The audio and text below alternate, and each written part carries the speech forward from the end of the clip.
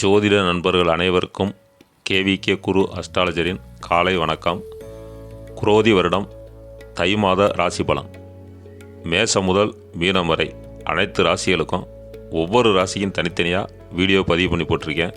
14/1/25 12/2/25 வரைக்கும் இந்த ஒரு மாதம் ஒவ்வொரு ராசிக்கும் என்ன பலன் அப்படிங்கிறத பார்ப்போம்.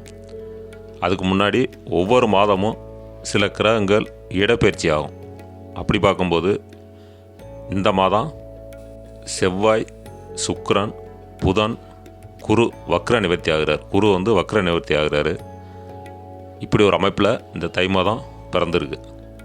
இப்போ செவ்வாய் அப்படின்னு எடுத்துக்கிட்டோம்னா 14/1/25 20/1/25 வரைக்கும் கடகத்தில் வக்ரமாக இருக்கார். அதுக்கப்புறம் மிதுனத்தில் பயிற்சி ஆகிறார். இந்த மாதமே மிதுனத்துலேயும் பயிற்சி ஆகிறாரு. அப்போவும் செவ்வாய் வக்ரமாக தான் இருக்கார். சுக்கிரன் அப்படின்னு எடுத்துட்டோம்னா 14/1/25 27/1/25 வரைக்கும் கும்பத்தில் இருக்கார். அதுக்கு பிறகு பார்த்திங்கன்னா மீனத்தில் பயிற்சி ஆகிறார். புதன் 14/1/25 24/1/25 வரைக்கும் தனுசில் இருக்கார். அதுக்கு பிறகு மகரத்தில் பயிற்சி ஆகிறார். குரு 14/1/25 3/2/25 வரைக்கும் ரிஷபத்தில் இருக்கார், வக்ரமாக இருக்கார்.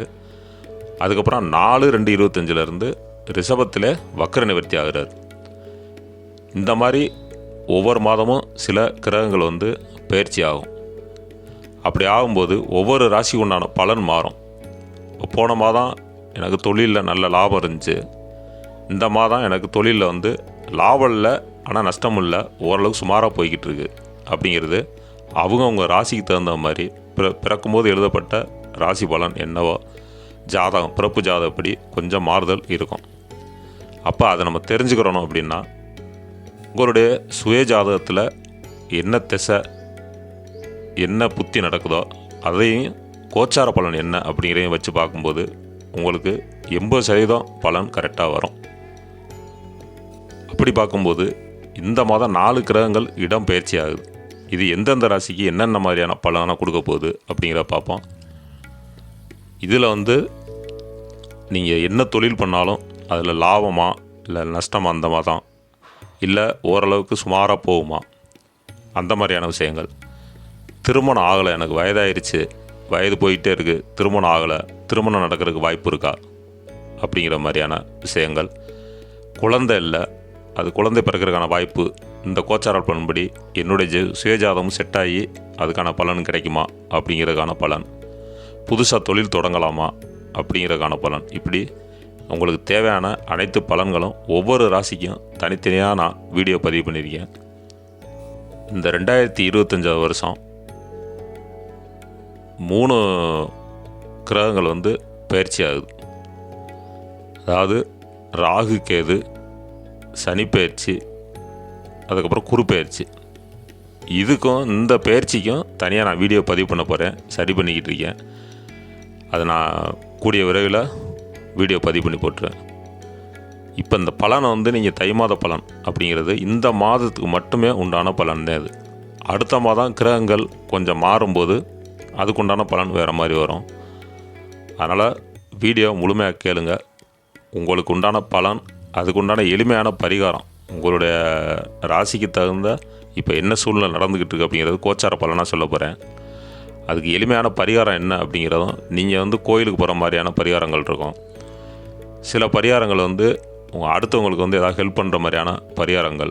சில பரிகாரம் குழந்தைகளுக்கு, அதாவது ஆதரவற்ற குழந்தைகள் இருப்பாங்கள்ல, அவங்களுக்கு ஏதாவது நீங்கள் உதவி செய்கிற மாதிரியான பரிகாரங்களும் இருக்குது. அதனால் எல்லாமே எளிமையான பரிகாரம் தான்.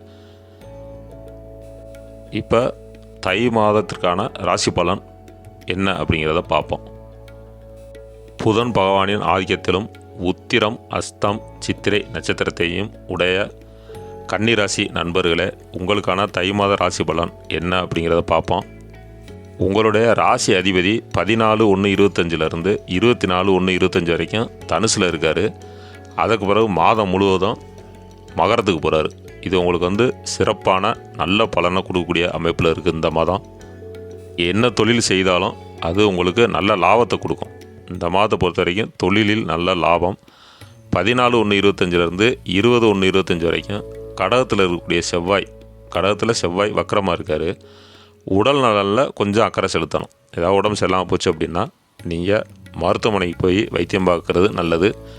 21/1/25 மிதுனத்தில் செவ்வாய் வக்கரமாக வராரு. அப்போ உடல்நலம் சரியாயிரும். அப்போ அந்த காலகட்டங்களில் கொஞ்சம் கவனமாக இருந்தால் போதும். 14/1/25 27/1/25 வரைக்கும் கும்பத்தில் சுக்கிரன் இருக்கார். இந்த காலகட்டங்களில் உங்களுக்கு பொருள் இழப்பு ஏற்படுறதுக்கான வாய்ப்புகள் இருக்குது.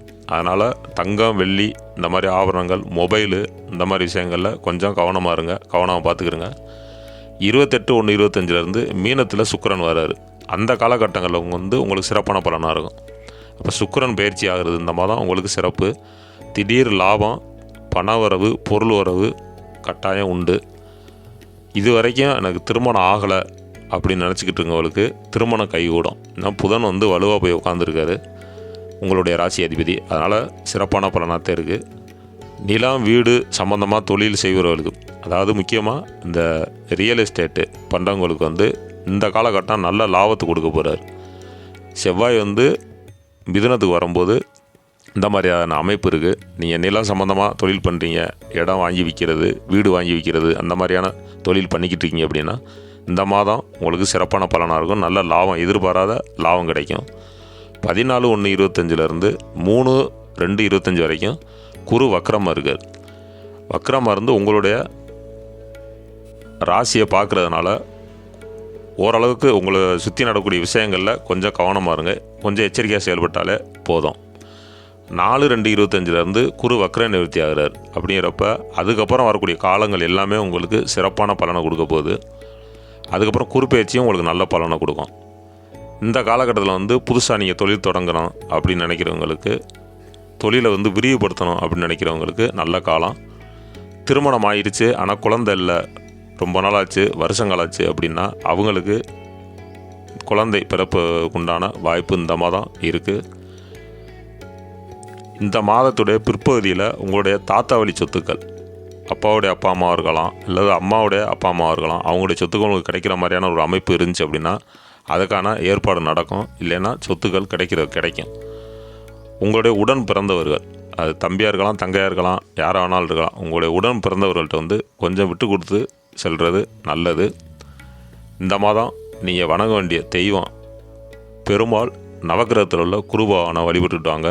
இந்த மாத பலன் சிறப்பாக இருக்கும். பரிகாரம் என்னன்னு பார்த்தோம்னா, பெருமாள் கோயிலுக்கு போங்க. பெருமாள் கோயிலுக்கு போயிட்டு துளசி மாலை வாங்கி பெருமாளுக்கு சாத்திட்டு உங்களுடைய பேர் ராசி நட்சத்திரத்துக்கு ஒரு அர்ச்சனை பண்ணிட்டு வந்தீங்கன்னா மேலே சொன்ன கெடுபலங்க ஏதாவது 1-2 இருந்தாலும் அது நல்ல பலனாக மாறி உங்களுக்கு நல்ல லாபத்தை கொடுக்கக்கூடிய அமைப்பில் இருக்குது. வாழ்க வளமுடன்.